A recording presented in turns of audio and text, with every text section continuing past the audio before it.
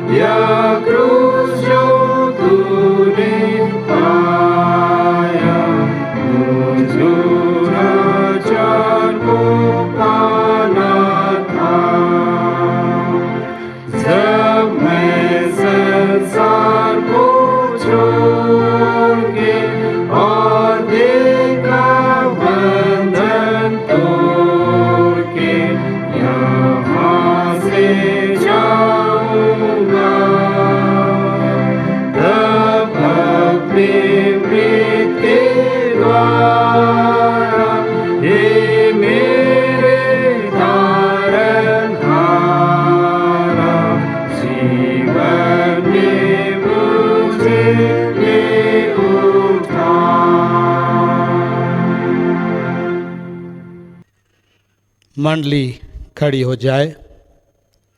परमेश्वर पिता, पुत्र और पवित्र आत्मा के नाम से आमीन। हमारी सहायता ईश्वर के नाम से है, जिसने स्वर्ग और पृथ्वी को सिरजा।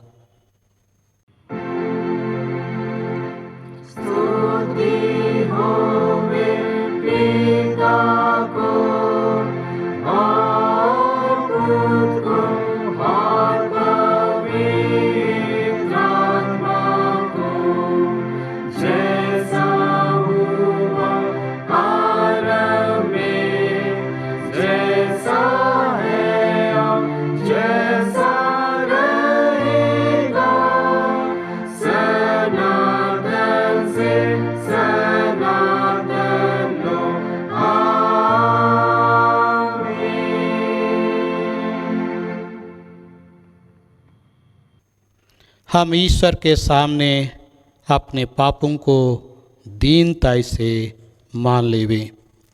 हे सर्वशक्तिमान ईश्वर दयालु पिता, हम दीनताई से अपने सब पाप और अपराधों को तेरे सम्मुख मान लेते हैं।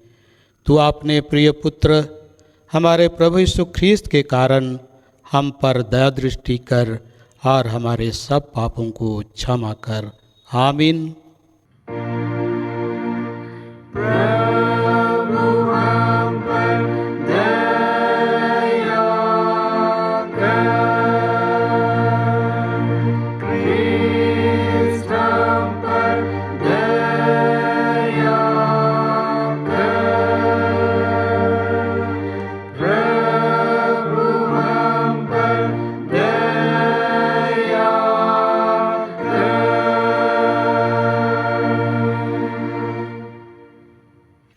हम परमेश्वर के शांतिदायक वचन को स्मरण करें। यशायाह 53:4-5। निश्चय उसने हमारे रोग को सह लिया और हमारे दुखों को उठा लिया, और हमने उससे प्रहारित ईश्वर का मारा कूटा और दुखाया हुआ समझा। वह हमारे अपराधों के लिए छेदा गया, हमारी बुराइयों के कारण कुचला गया। हमारे कुशल के लिए उस पर ताड़ना हुई और उसके मार खाने से हम चंगे हो गए। आमीन।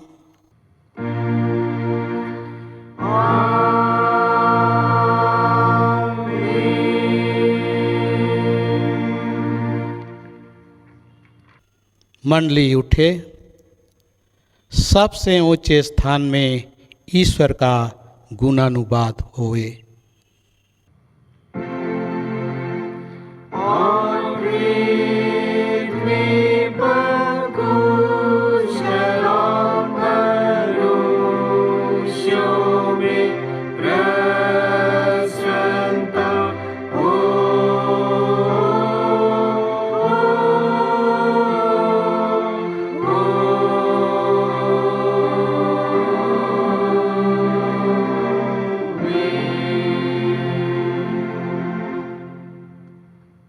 प्रभु तुम्हारे संग होए।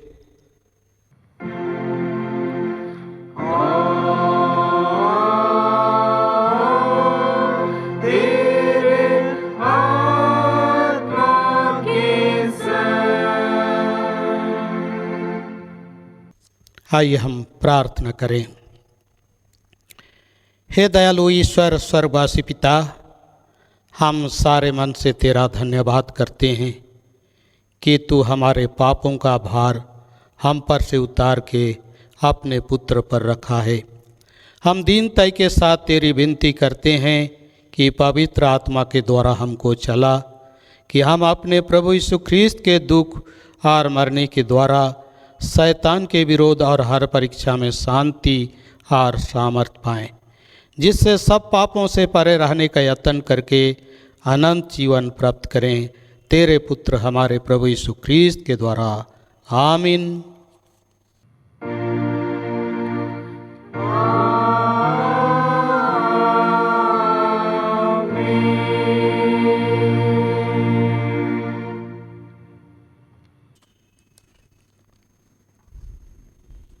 आइए आज के लिए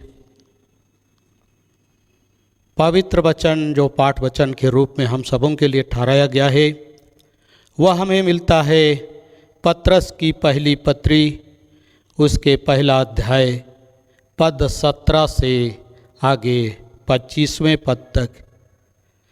पत्रस की पहली पत्री पहला अध्याय पद 17 से आगे 25वें पद तक।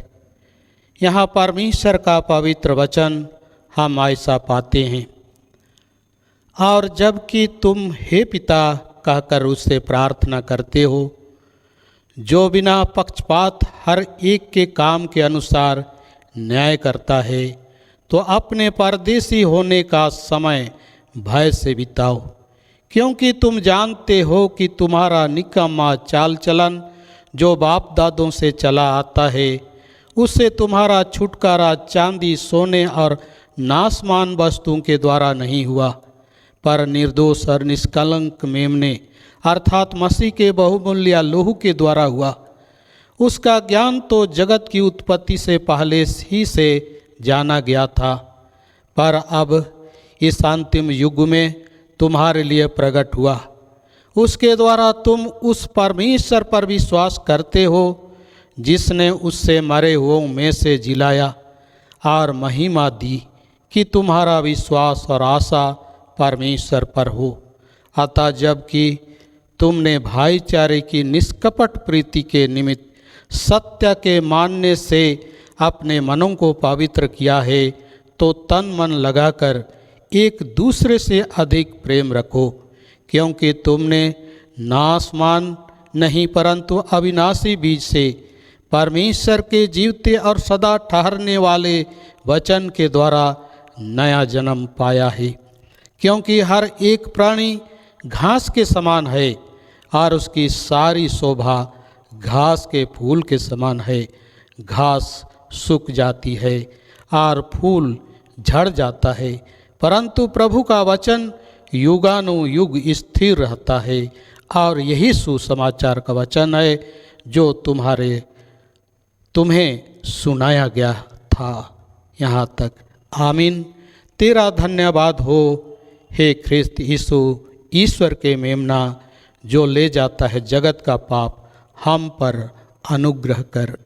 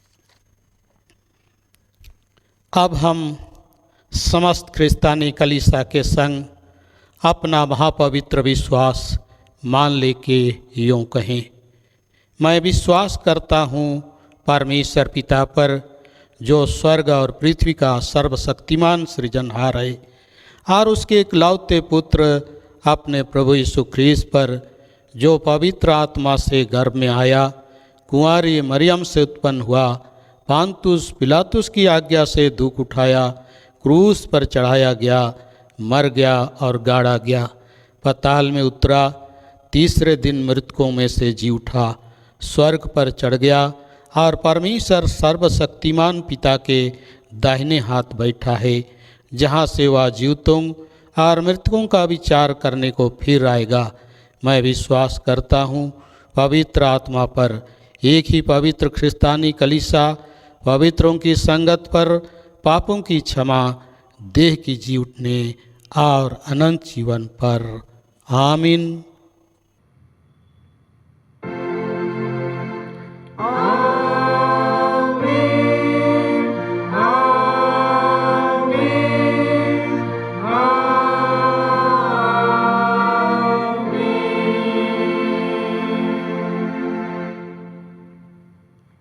मंडली बैठ जाए।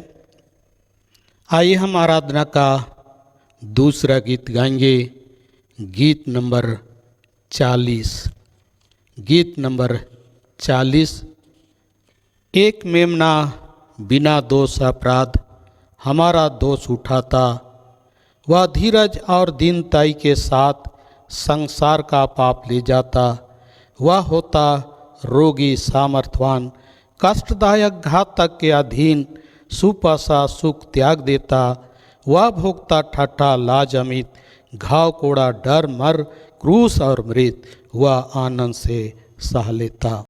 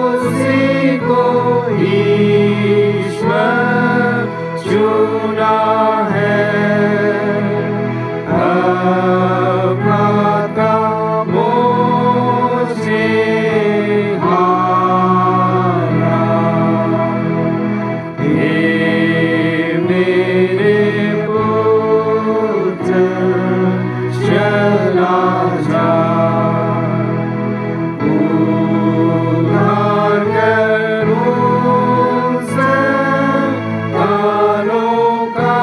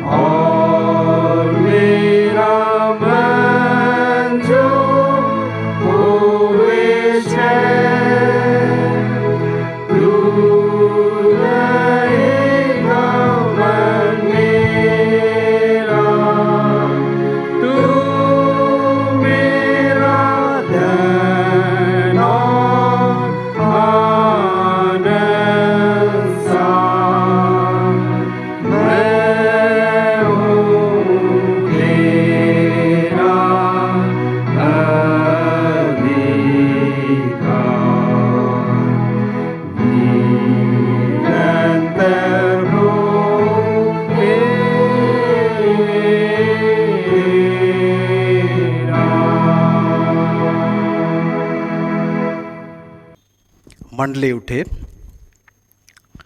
हमारे पिता परमेश्वर और क्रूस घाती यीशु ख्रीस्त की ओर से तुम्हें अनुग्रह और शांति बहुतायत से मिले, आमीन। आइए हम प्रार्थना करें। हे सर्वशक्तिमान ईश्वर दयालु पिता, सारे मन से हम आपको धन्यवाद देते हैं क्योंकि बीते सप्ताह भर के जीवन में आपने हम सबों की रक्षा की, हर प्रकार की आफत विपद से हमें बचाया। पवित्र आत्मा की अगुवाई देकर के आप पवित्र वेदी के सम्मुख में उपस्थित होने दिया है। हे अनुग्रहकारी प्रभु, इस पवित्र आराधना में आप इस घड़ी पवित्र वचन के माध्यम से हम सबों का अगुवाई देना चाहते हैं। प्रभु, हम आपके निकट आकर के प्रार्थना करते हैं, अपनी पवित्र आत्मा का सामर्थ्य हम पर प्रकट कीजिए ताकि आपके वचनों को हम सीखने समझने सकें, ताकि हम आने वाले समय में आपके महिमा के योग्य अपने आप को तैयार करने पाएँ। हमारी सारी दुर्बलताओं को दूर कीजिए और हमारी यह प्रार्थना मसीह यीशु के नाम से स्वर्ग के राज में ग्रहण कीजिए, आमीन। आज के निमित्त ठहराया हुआ उपदेश वचन जो हमें सुसमाचार से मिलता है, यूहन्ना रचित सुसमाचार उसका 13वां अध्याय पद संख्या 31 से आगे 35 पद तक। यूहन्ना 13:31 से आगे 35, gospel according to Saint John chapter 13 verses 31 up to 35, जहाँ इस प्रकार हम पाते हैं। जब वह बाहर चला गया तो यीशु ने कहा, अब मनुष्य के पुत्र की महिमा हुई है और परमेश्वर की महिमा उसमें हुई है। यदि उसमें परमेश्वर की महिमा हुई है तो परमेश्वर भी अपने में उसकी महिमा करेगा और तुरंत करेगा। हे बालकों, मैं और थोड़ी देर तुम्हारे पास हूँ, फिर तुम मुझे ढूंढोगे और जैसा मैंने यहूदियों से कहा, जहाँ मैं जाता हूँ वहाँ तुम नहीं आ सकते, वैसा ही मैं अब तुमसे भी कहता हूँ। मैं तुम्हें एक नई आज्ञा देता हूँ कि एक दूसरे से प्रेम रखो। जैसा मैंने तुमसे प्रेम रखा है वैसा ही तुम भी एक दूसरे से प्रेम रखो।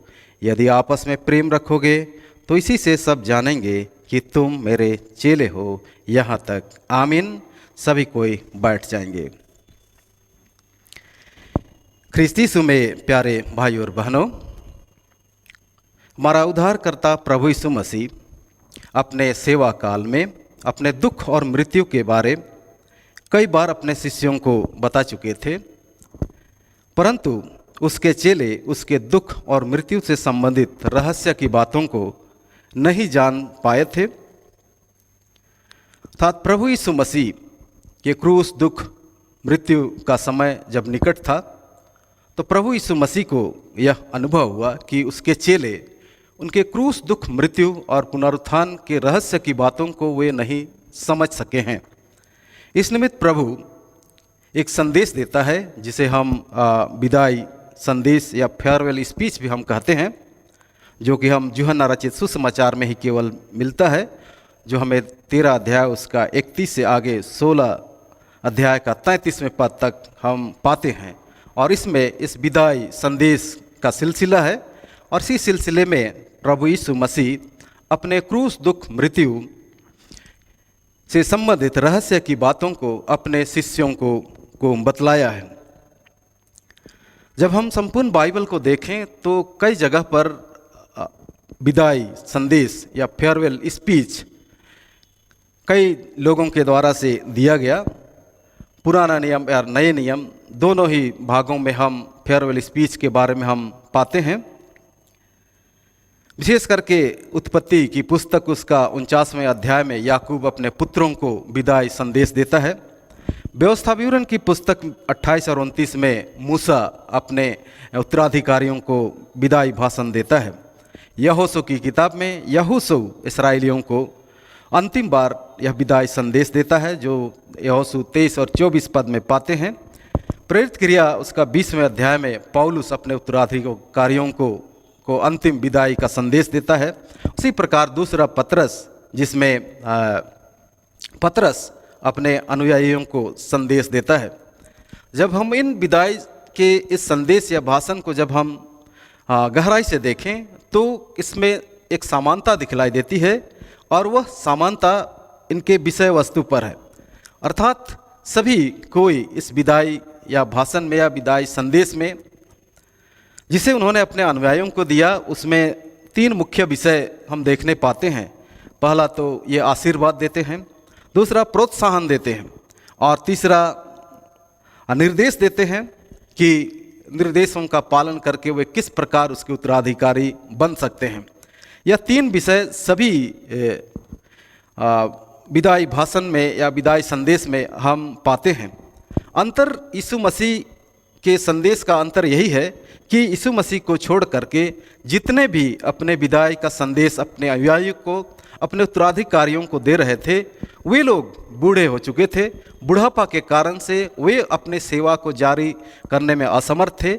ऐसे समय में वे अंतिम बार अपने अनुयायियों को यह संदेश देते थे कि अब वे बूढ़े हो गए हैं, अब उनकी मृत्यु निकट है। ऐसे समय में उन्होंने इस विदाई का संदेश अपने अनुयायियों को दिया था। परंतु प्रभु यीशु मसीह का यह विदाई संदेश जो अपने शिष्यों को दिया था, जिसे आज हमने सुना, जो कि 13 अध्याय यूहन्ना 13 उसका 31 से 35 पद में हम देखते हैं, इसमें अंतर यही है कि प्रभु यीशु मसीह बुढ़ापा के कारण से यह संदेश नहीं दिया, परंतु वह अब इस संसार को छोड़ करके क्रूस में अपने आप को बलिदान करने वाला है, और यह पूरे जगत के उद्धार के लिए है। अर्थात इसी के बारे में, इसी से संबंधित बातें जो रहस्यमयी है, उन रहस्य की बातों को बतलाने के लिए प्रभु यीशु मसीह अपने शिष्यों को यह अंतिम संदेश वह दे रहा है, जिसे हमने सुना है। और जब हम इस अंतिम संदेश जो प्रभु यीशु मसीह ने अपने शिष्यों को दिया, जो अपने क्रूस, दुख और मृत्यु के रहस्य से संबंधित बातें थी, जिसमें हम जब पहले दो पदों में हम क्या पाते हैं, जहाँ पर यह लिखता है मनुष्य के पुत्र की महिमा और परमेश्वर की महिमा का वर्णन किया गया है। अर्थात यहाँ पर सबसे पहले प्रभु यीशु मसीह का, जब वह बाहर चला गया तो यीशु ने कहा अब मनुष्य के पुत्र की महिमा हुई है और परमेश्वर की महिमा उसमें हुई है। यदि उसमें परमेश्वर की महिमा हुई है तो परमेश्वर भी अपने में उसकी महिमा करेगा और तुरंत करेगा। अर्थात मनुष्य के पुत्र की महिमा और परमेश्वर की महिमा को 2 काल में यह वर्णन किया। वर्तमान में भी, अर्थात वर्तमान में भी पुत्र की महिमा हुई है, और आने वाले दिनों में या भविष्य में भी प्रभु यीशु मसीह की महिमा अर्थात मनुष्य के पुत्र की महिमा होगी। अर्थात यहाँ यहूदा इस्करियोती जब बाहर चला गया, इससे यह प्रकट होता है कि अब प्रभु यीशु मसीह के क्रूस, दुख, मृत्यु का समय बिल्कुल निकट है, और क्रूस, दुख, मृत्यु यीशु के जीवन में अब निश्चित है, क्योंकि यहूदा इस्करियोती में शैतान समा गया, और वह अंतिम भोज के समय में वह रोटी लेकर के वह बाहर निकल गया। अर्थात प्रभु यीशु मसीह को पूर्ण रूप से यह एहसास हो गया है कि अब क्रूस, दुख, मृत्यु निश्चित है, और वह पूरे जगत के उद्धार के लिए उन्हें अपने आप को बलिदान करना है। और इस क्रूस, दुख, मृत्यु के रहस्य की बातों को बतलाने के लिए प्रभु यीशु मसीह सबसे पहले तो यह बतलाने का प्रयास किया है कि वह समय आ गया है, अर्थात महिमा का समय आ गया है। अर्थात जिस उद्देश्य के लिए वह इस जगत में आया, उस उद्देश्य को पूरा करने का समय अब उनके लिए बिल्कुल निकट आ गया है, जिसकी इंतजार कई दिनों तक प्रभु यीशु मसीह कर रहे थे। परंतु अब यहूदा इस्करियोती रोटी लेकर उसके संगति से दूर चला गया, तो प्रभु यीशु मसीह को पूर्ण रूप से यह प्रकट हो गया। और जब प्रभु यीशु मसीह अपने सेवा काल में लोगों को ईश्वरीय राज्य के बारे में संदेश दे रहे थे, तो लोगों का विश्वास यह था कि निश्चय ही प्रभु यीशु मसीह रोमी सरकार के बदले में या उसके स्थान पर अपना अलग राज्य स्थापित करेगा, जो सैन्य बल के साथ होगा, और दाऊद के समान ही राज को पुनर्स्थापित करेगा। लोग यही उम्मीद करते थे, परंतु प्रभु यीशु मसीह उनके इस विचारों को समझ रहे थे कि प्रभु यीशु मसीह के राज्य प्रचार करने के इस राज्य का उद्देश्य कहीं दूसरा है। वे समझ नहीं पाए हैं, इसलिए प्रभु यीशु मसीह यहाँ पर मनुष्य के पुत्र शब्द से यह उसके अनंत राज्य के बारे में वो बतलाना चाहते हैं। सबसे पहले तो इस मनुष्य के पुत्र की महिमा शब्द से वह दानियल नबी की पुस्तक की भविष्यवाणी, जो कि 7वां अध्याय 13-14 दानियल की पुस्तक, उसका 7वां अध्याय पद संख्या 13-14 पद में जहाँ प्रभु यीशु मसीह के राज और प्रभु यीशु मसीह के महिमा के बारे में वर्णन मिलता है, जहाँ पर यह लिखा है कि मैंने रात में स्वप्न में देखा और देखो मनुष्य के संतान सा कोई आकाश के बादलों समेत आ रहा था, और वह उस अति प्राचीन के पास पहुंचा और उसको वे उसके समीप लाए। तब उसको ऐसी प्रभुता, महिमा और राज दिया गया कि देश देश और जाति जाति के लोग और भिन्न भिन्न भाषा बोलने वाले सब उसके अधीन हों। उसकी प्रभुता सदा तक अटल और उसका राज अविनाशी ठहरेगा। अर्थात प्रभु यीशु मसीह इसी भविष्यवाणी के संबंध में अपने शिष्यों को बतलाना चाह रहे हैं कि जिस मनुष्य पुत्र के बारे में दानियल नबी ने भविष्यवाणी की थी, अब वह पूरे होने वाला है और कुछ ही क्षणों में, कुछ पल में वह पूरा होने वाला है। अर्थात प्रभु यीशु मसीह उस महिमा को प्रकट करने वाला है जिसे दानियल नबी ने अपने पुस्तक में भविष्यवाणी किया था कि मनुष्य का पुत्र, उसमें प्रभुता आएगी, महिमा और राज दिया गया और देश देश और जाति जाति के लोग, भिन्न भिन्न भाषा बोलने वाले सब उसके अधीन हों और प्रभुता सदा तक अटल और उसका राज अविनाशी रहेगा। अर्थात जिस राज्य के बारे में प्रभु यीशु मसीह बतला रहे थे, वह राज कभी अंत नहीं होने वाला है, अविनाशी है और उसकी प्रभुता, अर्थात जिस राज्य में वह राजा होकर रहेगा वह अटल रहेगा, वह कभी परिवर्तन नहीं होगा।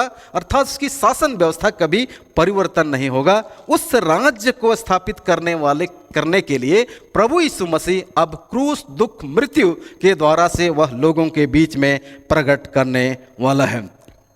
आगे हम इस वचन के माध्यम से हम क्या देखते हैं कि प्रभु यीशु मसीह मनुष्य के पुत्र से यह बतलाना चाह रहे हैं कि वह समय आ गया है। अर्थात प्रभु यीशु मसीह परमेश्वर के प्रति अपनी आज्ञाकारिता को और लोगों के प्रति अपने प्रेम को प्रकट करने वाला है।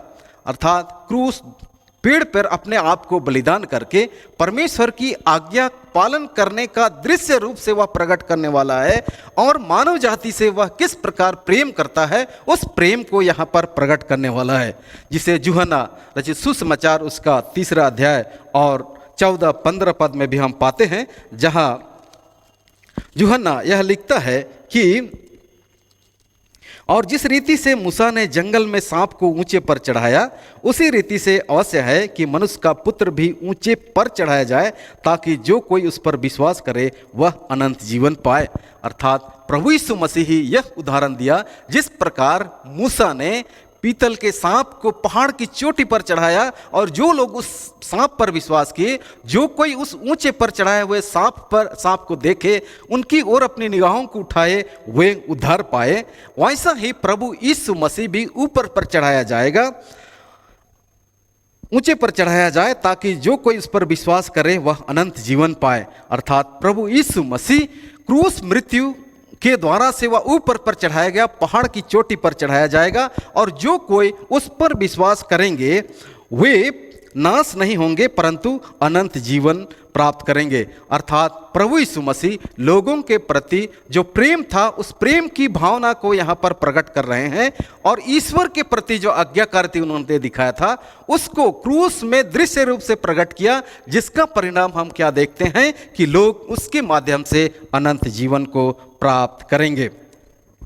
तीसरी बात क्या हम देखते हैं कि प्रभु यीशु मसीह अपने आप को मनुष्य के पुत्र कह करके अपने आप को क्रूस, दुख, बलिदान होने का यह रहस्य को बतला रहा है कि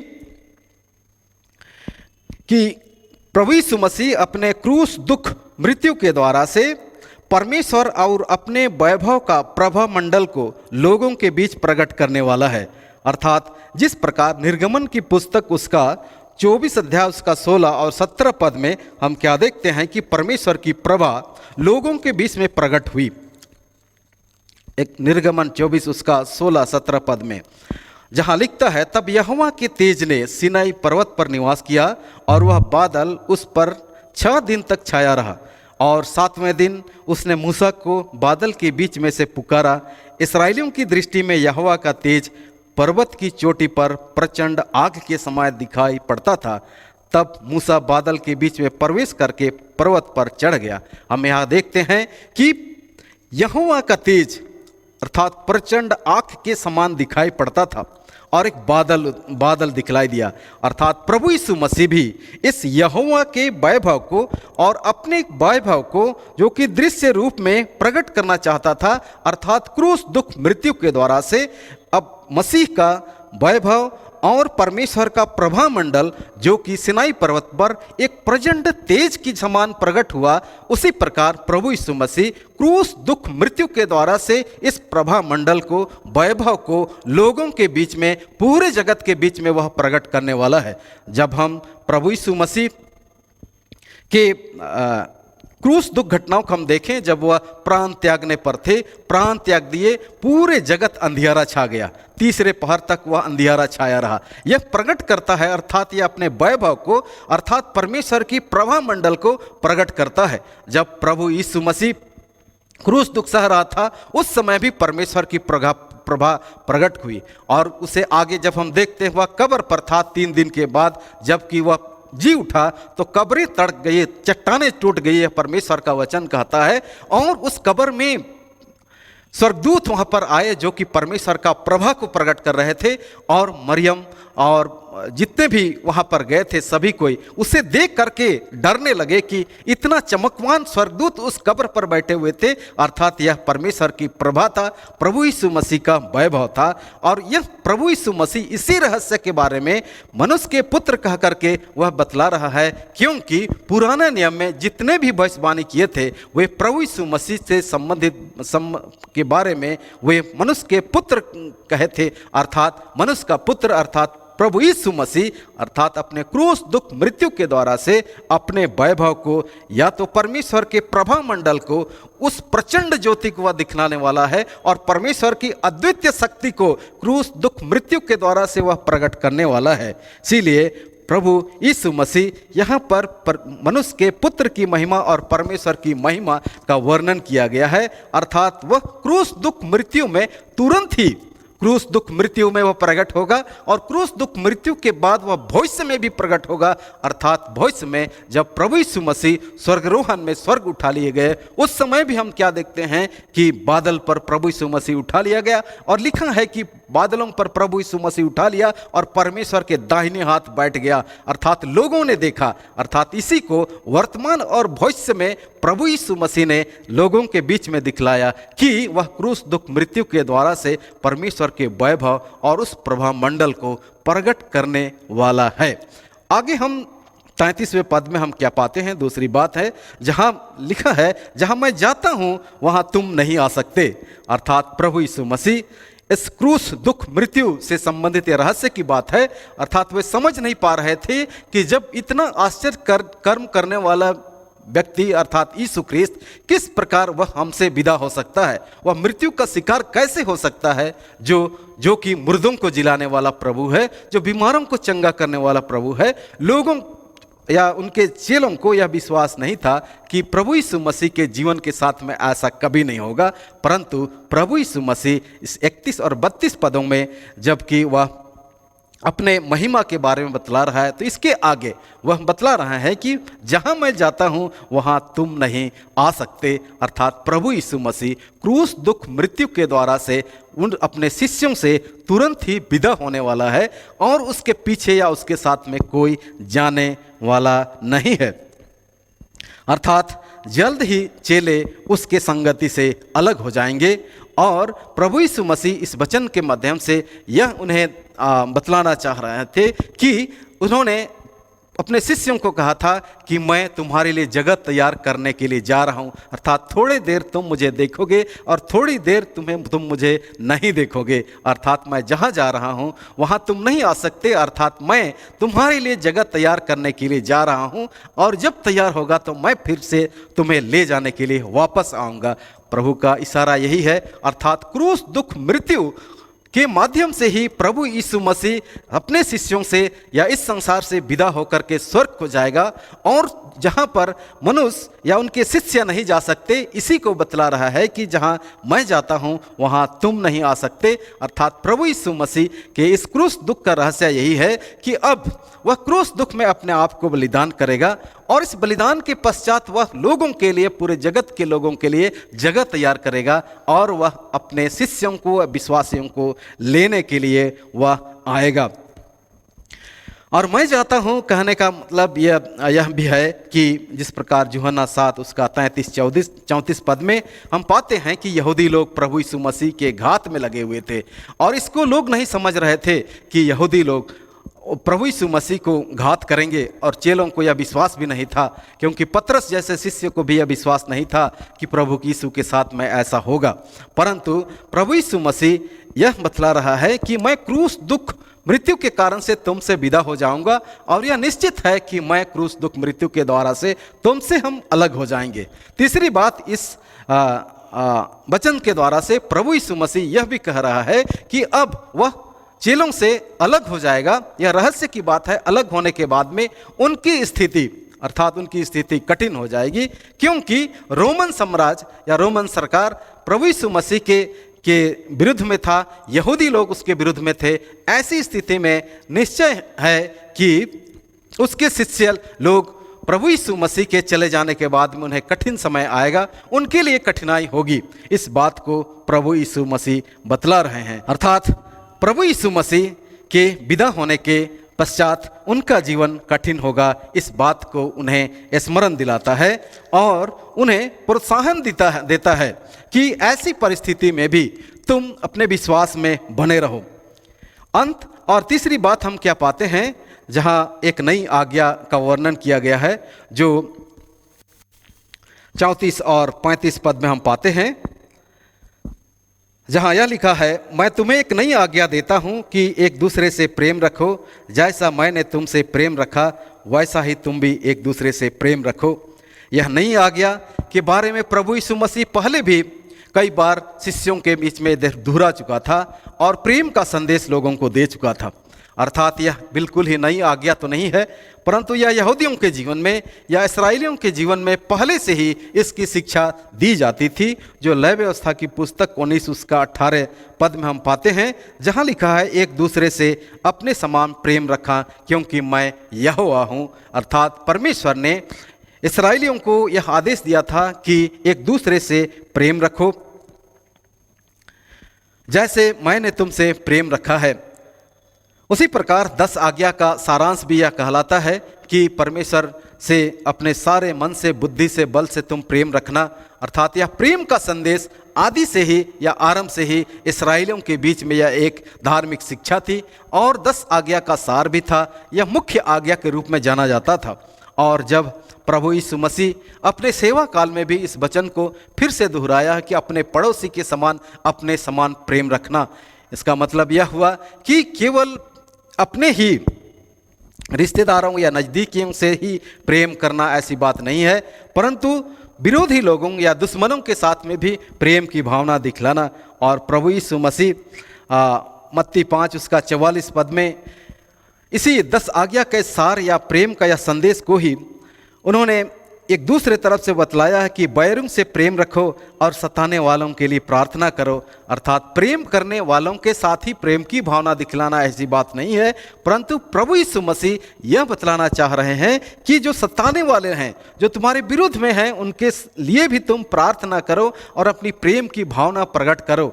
अर्थात यह पूरे धर्म शास्त्र का ही एक मुख्य शिक्षा है और शिक्षा का एक आधार ये है कि परमेश्वर प्रेम है, इसलिए एक दूसरे से प्रेम रखो। और प्रभु यीशु मसीह भी इसी बात को फिर से दोहरा रहा है और आज क्रूस दुख मृत्यु का ही एक रहस्यमय एक संदेश है कि प्रभु यीशु मसीह ने अपने प्रेम को क्रूस दुख मृत्यु के द्वारा से उन्होंने दृश्य रूप से प्रकट किया।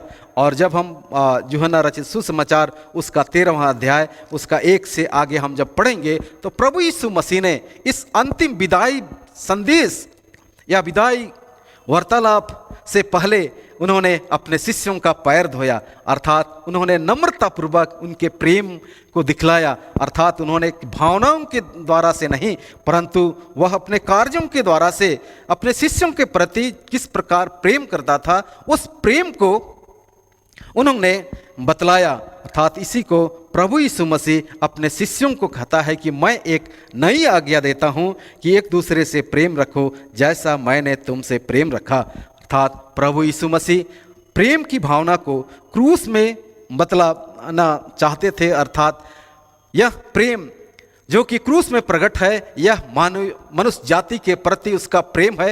अर्थात पूरे जगत के लोगों से प्रभु यीशु मसीह ने प्रेम किया, जिसके कारण से सारे पापों को शुद्ध और पवित्र करने के लिए अपने आप को बलिदान किया, अपना अनमोल लहू बहाया। और प्रभु यीशु मसीह के बारे में जन्म के समय में ही यह कहा गया है, जिस प्रकार यूहन्ना 3:16 में यूहन्ना लिखता है, परमेश्वर ने जगत से ऐसा प्रेम किया कि अपना एकलौता पुत्र दे दिया, ताकि जो कोई उस पर विश्वास करे वह नाश ना हो परंतु अनंत जीवन पाए। अर्थात क्रूस, दुख, मृत्यु के द्वारा से प्रभु यीशु मसीह अपने आप को बलिदान करता है, और यह परमेश्वर का मनुष्य के प्रति प्रेम और प्रभु यीशु मसीह का मानव जाति के प्रेम को दिखलाता है। और यही रहस्य है जो क्रूस, दुख, मृत्यु में प्रभु यीशु मसीह ने प्रकट किया। यह अपने शिष्यों को बतला रहा है कि यह एक प्रेम है जो प्रभु यीशु मसीह उस क्रूस पेड़ पर अपने आप को बलिदान करके बतला रहा है। अर्थात प्रभु यीशु मसीह अपने शिष्यों के पैर धोने के द्वारा से यह बतलाना चाह रहा है कि किसी से प्रेम केवल भावनाओं से ही नहीं, अपने मन में सोच लेना ही प्रेम नहीं कहलाता, परंतु उसे दृश्य रूप से अपने कार्यों से भी उससे प्रेम करो। और यह अपने निकटतम लोगों से ही नहीं, परंतु दुश्मनों के साथ में या बैरियों के साथ में भी इस प्रकार का वर्ताव करो, क्योंकि यह प्रेम की भावना एक परमेश्वर के आत्मा का एक फल है। परमेश्वर की आत्मा का यह कार्य है, परमेश्वर के लोगों का यह कार्य है, परमेश्वर की संगति में रहने का एक मार्ग है। इसलिए प्रभु यीशु मसीह यहाँ पर अपने शिष्यों को एक नई आज्ञा देने का प्रयास कर रहे हैं। जब हम इस वचन को हम देखें तो इन दिनों हम सभी कोई प्रभु यीशु मसीह के क्रूस, दुख और मृत्यु को स्मरण करते हुए अपने जीवन को हम व्यतीत कर रहे हैं। बीते कई दिनों से हम प्रभु यीशु मसीह के क्रूस, दुख, मृत्यु को हम स्मरण करते हुए हम व्यतीत कर रहे हैं, और भिन्न भिन्न तरह से प्रभु यीशु मसीह के क्रूस, दुख, मृत्यु के रहस्य को, उसके मूल्य को हम समझने का प्रयास कर रहे हैं। जब हम क्रूस, दुख, मृत्यु को हम देखें तो यह पूरे मसीही विश्वास का केंद्र बिंदु है। अर्थात मसीही सिद्धांत जो भी हम अपने कलीसियाओं में मानते हैं, बपतिस्मा का सिद्धांत, उद्धार का सिद्धांत, पाप क्षमा का, प्रभोज का, पुनरुत्थान का, उद्धार का, सारे सिद्धांतों का केंद्र बिंदु प्रभु यीशु मसीह का क्रूस, दुख, मृत्यु ही है। अर्थात पूरा मसीही विश्वास प्रभु यीशु मसीह के क्रूस के इर्द गिर्द ही यह चक्कर लगाता है, और प्रभु यीशु मसीह का क्रूस, दुख, मृत्यु ही इसका मुख्य आधार है। तो इन दिनों जबकि हम प्रभु यीशु मसीह के क्रूस, दुख, मृत्यु को स्मरण करते हुए हम जीवन व्यतीत कर रहे हैं, और भिन्न भिन्न दृष्टिकोण से अब तक हमने उसके रहस्य को हमने समझने का प्रयास किया, उस बलिदान के मर्म को हमने समझने का प्रयास किया। और आज जबकि हमें एक अवसर हमें प्रदान किया है कि प्रभु यीशु मसीह के अंतिम या विदाई संदेश, जिसे प्रभु यीशु मसीह ने अपने शिष्यों को दिया, और इस संदेश में उन्होंने अपने क्रूस, दुख, मृत्यु के उस रहस्यमयी बातों को शिष्यों को बतला रहा है कि लोग उसके उस रहस्य को समझें। और आज हमारे बीच में भी इस रहस्य को प्रभु यीशु मसीह ने यह प्रकट किया है कि हम उसके क्रूस, दुख, मृत्यु को हम समझने पाए कि मनुष्य के पुत्र अर्थात प्रभु यीशु मसीह ने अपनी महिमा को प्रकट किया है, और यह महिमा 1-2 दिन के लिए नहीं, परंतु यह युगानुयुग के लिए, अर्थात उस राज्य को प्रकट किया है। अब उस राज्य में प्रवेश करने के लिए इन्होंने एक द्वार खोल दिया है, अर्थात उन्होंने एक इटर्निटी का द्वार उन्होंने खोल दिया है। अर्थात वह इटर्निटी का द्वार यह कभी हमारे लिए बंद नहीं होगा, और यह अविनाशी है, यह राज का कभी अंत नहीं होगा, और वह अटल है। अर्थात प्रभु यीशु मसीह क्रूस, दुख, मृत्यु के द्वारा से जो प्रभुता को पाया है, जो अधिकार को पाया है, वह अटल है। और देश देश और जाति जाति के लोग, भिन्न भिन्न भाषा बोलने वाले सब उसके अधीन हो, अर्थात सब कोई उनकी महिमा करेंगे। अर्थात सारा अधिकार प्रभु यीशु मसीह को प्राप्त होगा। अर्थात क्रूस, दुख, मृत्यु के द्वारा से ही प्रभु यीशु मसीह ने स्वर्ग और पृथ्वी का सारा अधिकार को उन्होंने प्राप्त किया, और इस क्रूस, दुख, मृत्यु के द्वारा से उन्होंने प्रमाणित कर दिया कि वह इस योग्य भी है कि उस राज्य का प्रभुता को प्राप्त करने के लिए, और उस राज्य को अविनाशी ठहराने के लिए वह इस योग्य हुआ है।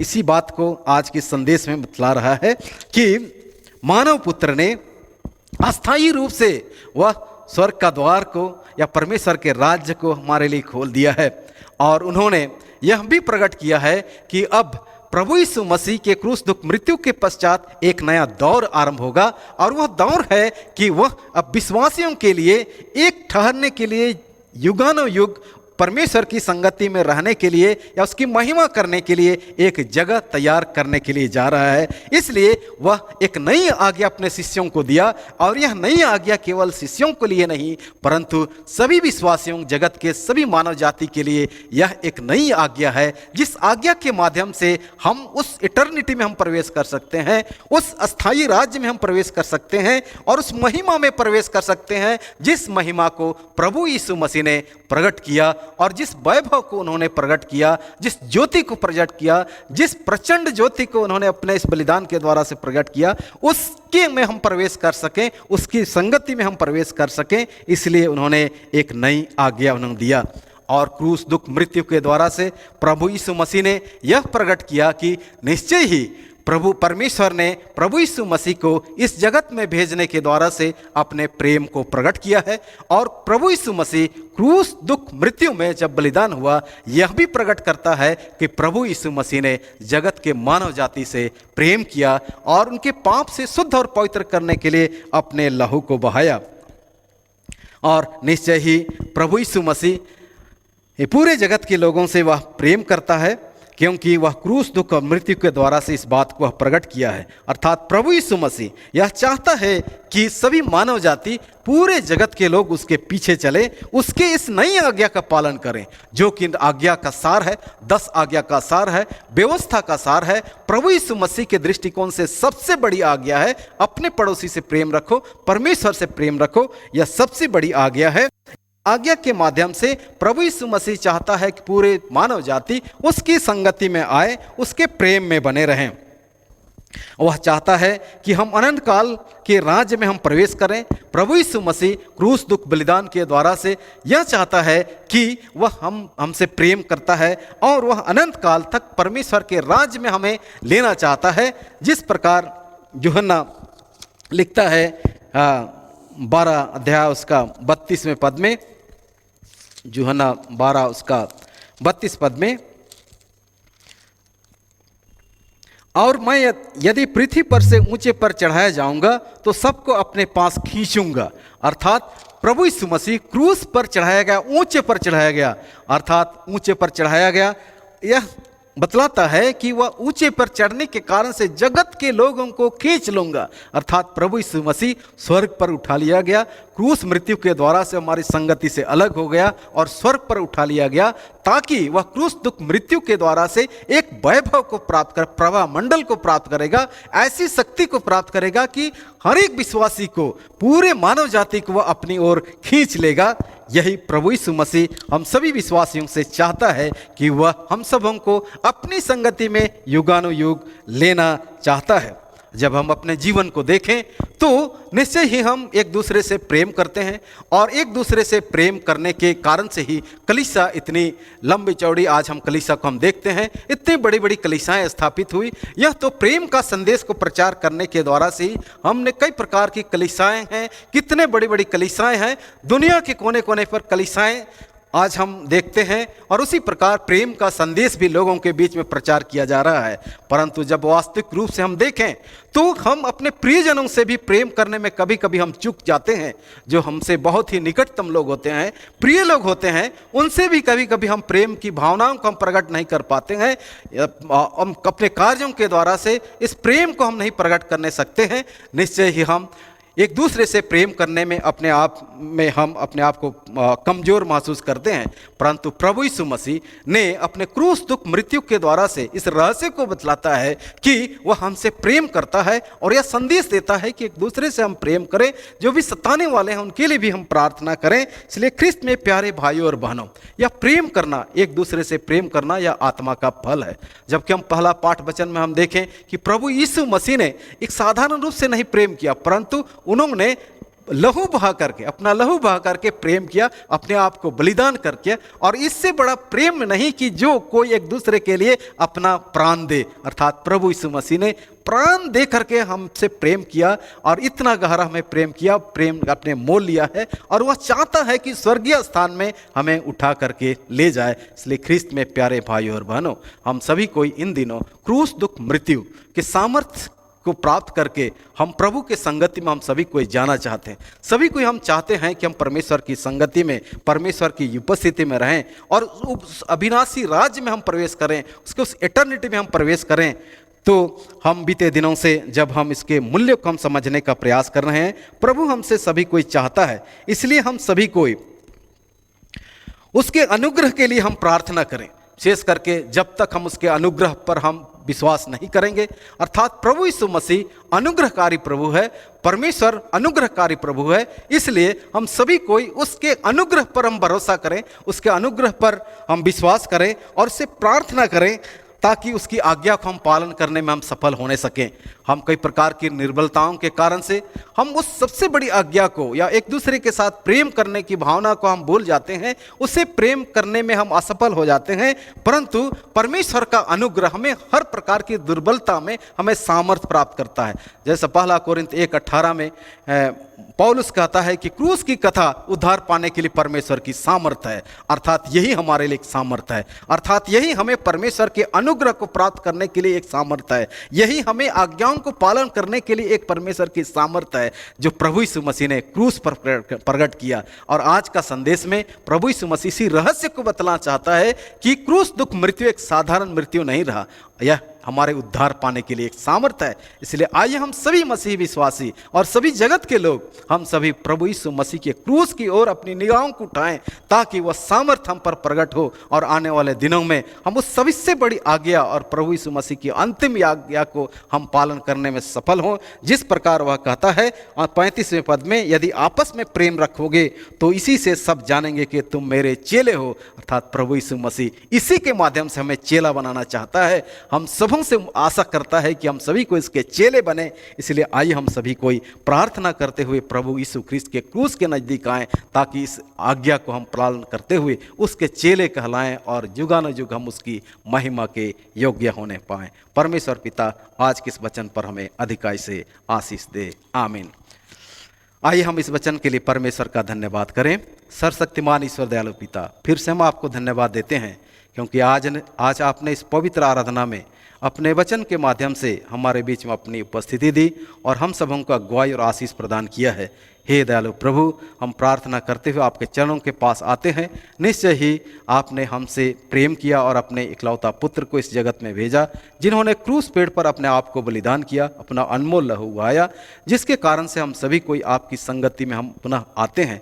प्रभु यीशु ख्रिस्त ने उस क्रूस दुख मृत्यु के द्वारा से उस वैभव को, उस महिमा को प्रकट किया और हमारे लिए एक अनंत राज का एक द्वार खोल दिया है। हे प्रेम पिता परमेश्वर, हम आपके नज़दीक आते हैं, हम सबों की सहायता और अगुवाई कीजिए, हमें एक विश्वास में दृढ़ कीजिए ताकि प्रभु हम सभी कोई उस अनंत राज में हम प्रवेश करने वाले होने पाएँ। जिस प्रकार आज के संदेश में, आज इसके वचन में प्रभु आपने हम सबों की अगुवाई की कि हम एक नई आज्ञा को हम पालन करने वाले होने पाएँ। हम प्रभु हम प्रार्थना करते हैं, हमारी सारी कमजोरियों को आप दूर कीजिए, अपनी आत्मिक बल हमें प्रदान कीजिए ताकि हम आपके पवित्र आज्ञाओं को, आपकी इच्छाओं को हम पूरा करने सकें और आने वाले समय में प्रभु हम आपके चेले बने, आपके चेले होकर के आपकी महिमा करने पाएँ। प्रेम पिता परमेश्वर, आने वाले समय में हम सबों की सहायता और अगुवाई कीजिए ताकि हम अपने जीवन को सफल बनाने सकें। अपने क्रूस का सामर्थ्य हमारे जीवन में प्रकट कीजिए और क्रूस का सामर्थ्य के द्वारा से हम उद्धार पाने के योग्य होने पाएँ। प्रभु हमारे सारे गुनाहों को क्षमा कीजिए और हमारी दीनता की प्रार्थना स्वर्ग के राज्य में आप अपनी महिमा के लिए ग्रहण कीजिए, आमीन। और परमेश्वर की शांति जो समस्त ज्ञान से बिल्कुल परे है, ख्रिस्त यीशु में तुम्हारे मन और हृदय की रक्षा करे अब से सदा लो, आमीन।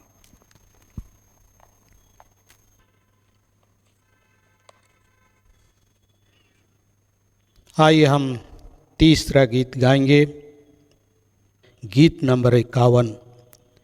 नित हो मेरे प्राण का घर गलगत्था की चोटी पर, जहाँ यीशु ख्रिस्त पर श्राप, लाज और निंदा और संताप मेरे बदले पड़ा था।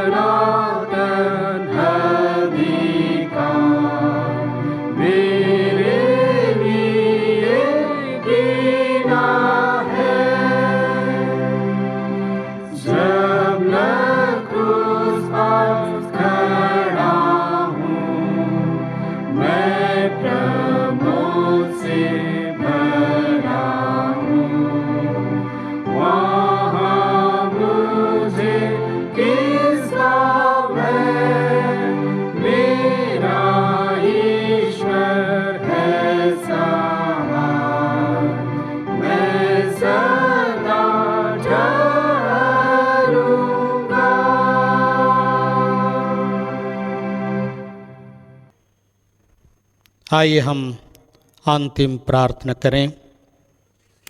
ईश्वर का पवित्र वचन हम स्मरण करें। क्रूस की कथा नाश होने वालों के निकट मूर्खता है, परंतु हम विश्वासियों के लिए परमेश्वर का अनंत जीवन और वरदान है। आमीन। हे प्रभु परमेश्वर स्वर्गवासी पिता, हम तेरी विनती करते हैं अपनी क्रिस्तानी कलीसिया और उसके सारे सेवकों की अगुवाई कर कि वे तेरे वचन के निर्मल उपदेश में ठहरे, जिससे सच विश्वास और प्रेम हमें बढ़े और दृढ़ाया जाए। हे प्रभु, भारत रिपब्लिक के हमारे प्रेसिडेंट, इस प्रांत के गवर्नर, राज्य के सभाओं व मंत्रिमंडलों, सब न्यायों व हाकिमों और सब राज कर्मचारियों को आशीष दे और उनकी अगुवाई कर कि वे न्याय और धर्म से देश की सेवा करें और हम कुशल चांद से सारी भक्ति और गंभीरता से काल बिताएं। हमारी कलीसिया सभाओं, central council, decision council, CRC और कलीसिया की अन्य मंडली सभाओं को आशीष दे कि वे इस मंडली को तेरी पवित्र इच्छा के अनुसार चलाएं। जगत के लूथेरान कलीसिया और देश विदेश के हमारे सभी ख्रिस्त विश्वासी मित्रों को आशीष दे कि हम ख्रिस्तिया प्रेम और सहयोग में आगे बढ़ें और जगत में तेरी साक्षी के लिए अधिक सामर्थ्य पाएँ। हमारी कलीसिया के सब काम पर आशीष दे। लड़के लड़कियों की शिक्षा पर आशीष दे कि वे तेरे भय, प्रेम और भरोसा में बढ़ते जाएं। कलीसिया के विद्यालयों, शिक्षण, प्रशिक्षण, महाविद्यालयों और अन्य संस्थाओं को संभाल और उनकी बढ़ती दे और उनके द्वारा कलीसिया के लिए आत्मिक और लौकिक आशीष दे। खेती बाड़ी और हर प्रकार के काम उद्यम को सफल कर, जिससे हर कोई सुविवेक से तेरे आगे चले और अपनी जीविका पाए। अपनी कृपा से उन सबों पर दृष्टि कर जो कंगालपन, रोग और नाना प्रकार की सकीति और दुख में हैं, उनको शांति दे। हे प्रभु, हम अपने देश के लिए प्रार्थना करते हैं। अपने देश को प्रभु शांति अनुग्रह के द्वारा चला। हम विदेश में भी याद करते हैं, यूक्रेन और रूस के बीच में महायुद्ध छिड़ चुकी है। प्रभु, उस दोनों देशों को तेरा वचन उनके पास शांति का वचन पहुँचे ताकि वे शांति पाएं और उस युद्ध को छोड़ करके प्रभु के अनुग्रह और प्रेम में जीवन व्यतीत करें। कई निहत्थे लोग मारे जा रहे हैं, कई लोग बेगुनाह लोग मारे जा रहे हैं, धराशायी घर को देखकर चिंतित हैं। ऐसे समय में प्रभु तू ही शांति देने वाला ईश्वर है। तो अपने वचन में कहा, मैं तुम्हें शांति दिए जाता हूँ, जो शांति जगत नहीं दे सकता। हे प्रभु, यही शांति उन सबों को दे ताकि लड़ाई समाप्त हो जाए। पिता परमेश्वर, इस घड़ी आज के आराधना के क्रम में हम सबों ने मुट्ठी दान, घड़ा दान, जो कुछ भी दान तेरे नाम से अर्पण किया है, उसको प्रभु ग्रहण कर। जिस भंडार से हम देते हैं उस भंडार को हमेशा भरा पूरा रख, जिससे किसी भली वस्तु की घटी ना होने पाए। हमारी कलीसिया के सब भाई बहनों की रक्षा कर जो दूसरे देशों में चले गए हैं, कि वे सब जोखिम और परीक्षाओं में विश्वासी ठहरे। हम उनके लिए भी तेरी विनती करते हैं जो मंडली से निकाले गए व उलट हुए हैं। उन पर दया कर कि वे सच्चे पश्चाताप से तेरी ओर फिरे। सब मनुष्यों का त्राणी ठहर और उन पर जो अंधियारे में बैठे हैं मुक्ति का उज्ज्वला प्रकाश कर। हमको अपश्चातापी मृत्यु से बचा और अंत में अपने प्रिय पुत्र हमारे प्रभु यीशु ख्रीस्त के द्वारा स्वर्ग राज्य में ग्रहण कर। हे हमारे पिता, तू जो स्वर्ग में है, तेरा नाम पवित्र किया जाए, तेरा राज आए, तेरी इच्छा जैसे स्वर्ग में वैसे पृथ्वी पर भी होए। हमारे प्रतिदिन की रोटी आज हमको दे और हमारे अपराधों को क्षमा कर जैसे हम भी अपने अपराधियों को क्षमा करते हैं, और हमको परीक्षा में मत डाल परंतु बुराई से छुड़ा, क्योंकि राज और पराक्रम महात्म सदा तेरे ही हैं। आमीन।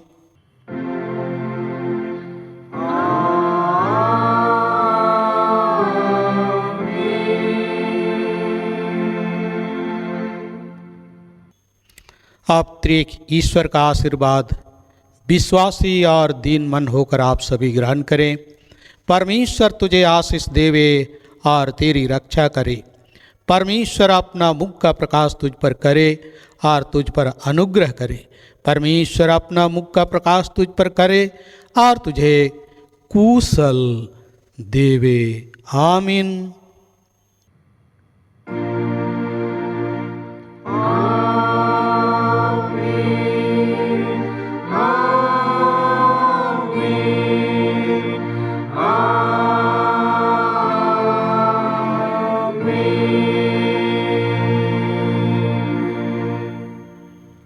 यीशु सहाय